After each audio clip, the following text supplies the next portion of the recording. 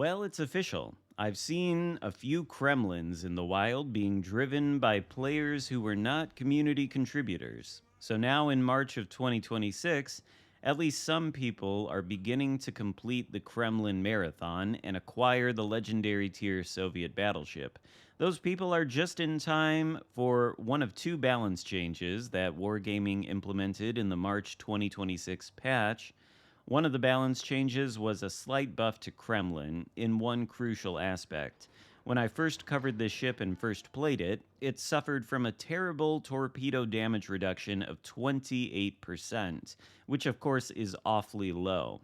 But that's been improved to 46%, which is pretty good.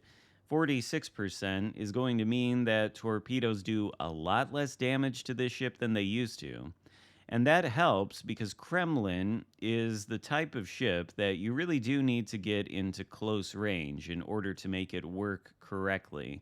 And I think there's been a lot of hullabaloo in the community about this ship being bad, partially, I think, fed by the community contributors, most of whom I think seem to agree that the ship is not good.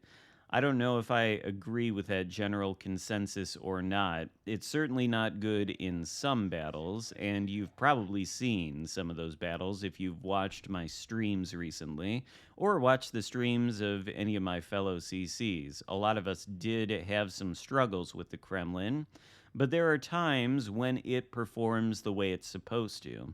And this battle is the kind of battle I don't normally like to show because, spoiler alert, it is a one-sided blowout in favor of the blue team.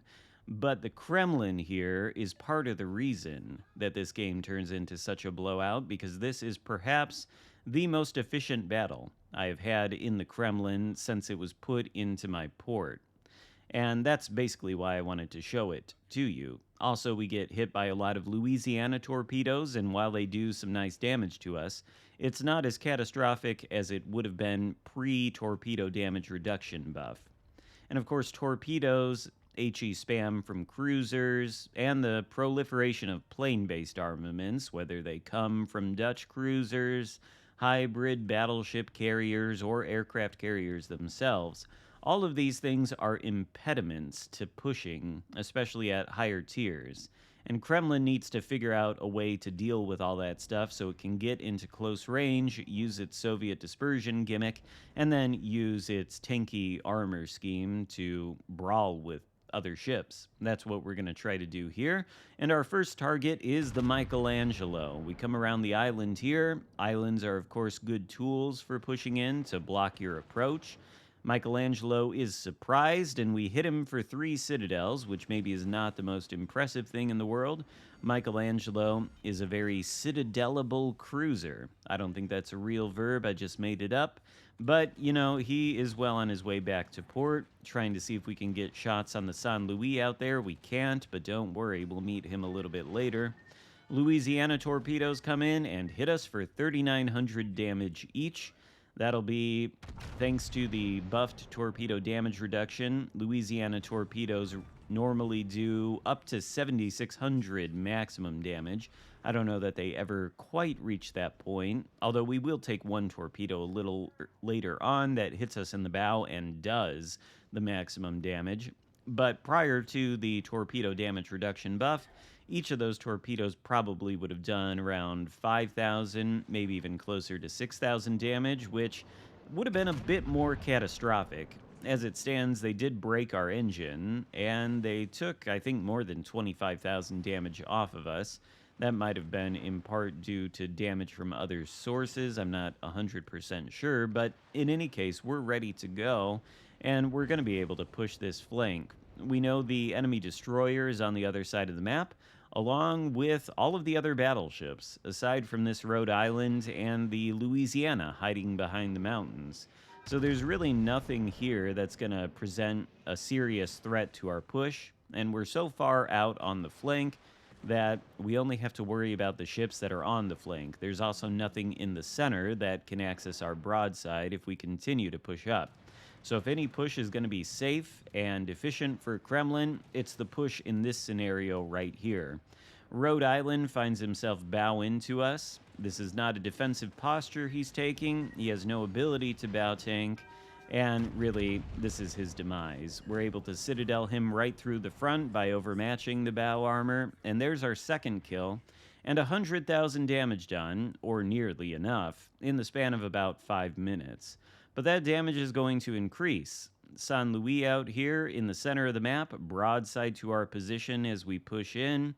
He can't see us because we're so specced into concealment that we're at 12.4 km detectability. And so he's not really paying attention or thinking he needs to angle. But he does, because in this 13-kilometer range, I think the Soviet dispersion gimmick works. And, well, he goes down for a dev strike, 2 more citadels. That is 7 citadels in total, and 121,000 damage done in the span of roughly 6 minutes. This is Kremlin operating at peak efficiency. And lest you get the wrong idea, this is not going to be how the Kremlin gameplay looks every single time for you if you happen to acquire the ship. A lot of times you are going to get mediocre results where the guns just don't cooperate with you, and you're really not able to get into close brawling range for one reason or another. There are, like I said earlier, a litany of things that will prevent you from pushing in the high tiers. But if you can find a scenario like this, the Kremlin can be pretty fun and pretty good.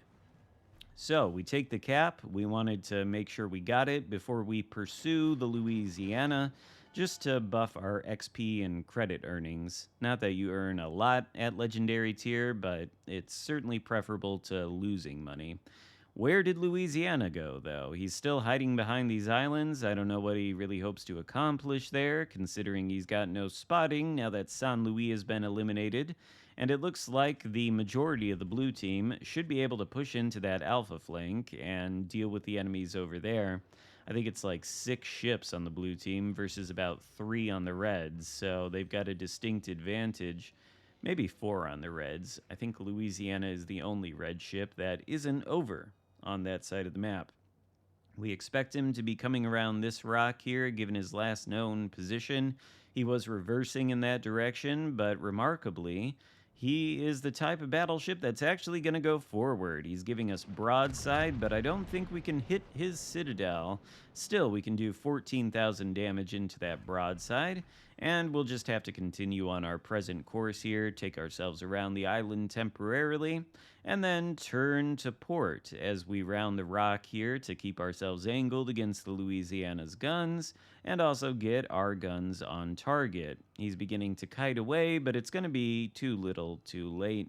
There's no escape from the power of the Kremlin for this Louisiana, and the closer we are to him, the less easy it should be for him to use his airstrikes. I think they do have a sort of a minimum distance, don't they? So if we're close enough, he might not actually be able to send them into our broadside. That being said, here they come. The planes are dropping the torpedoes now. We'll turn into them, hopefully get away before some of them arm. We don't, and they all hit us on the bow, so they probably do close to their max damage, 16,000. Nevertheless, we're still all right. Louisiana really has no hope of doing anything to us with his main battery guns at this kind of angle, except, I guess, for a couple overpens into the superstructure, and I'm sure he could take out the turrets if he actually aimed at those. It's a bit of a weakness on the Kremlin, as it is on all Soviet battleships. If you're at close range, easy enough for the enemy battleship to aim at the turrets and disable them, but maybe Louisiana didn't get the memo, or maybe he's just a little bit panicked because he is about to go back to port. Somehow we managed to get the Citadel. That gets us the high caliber medal and essentially ends the game. Told you it was a blowout. I don't normally like to show these, as I said, but, well, 3,000 XP, 180-some thousand damage done. Every salvo from these guns, an excellent result. 8 citadels in total. The Kremlin can work well. I still wouldn't recommend pursuing it monetarily, at least not as a primary goal, but if you always buy the Admiralty backings and you play the game enough to grind out the requisite ship parts, you'll probably end up getting the ship eventually, and you might enjoy it from time to time if you can get it into a battle like this. I hope you enjoyed the video. If so, give it a thumbs up, consider subscribing if you haven't already, and I'll see you next time. Goodbye.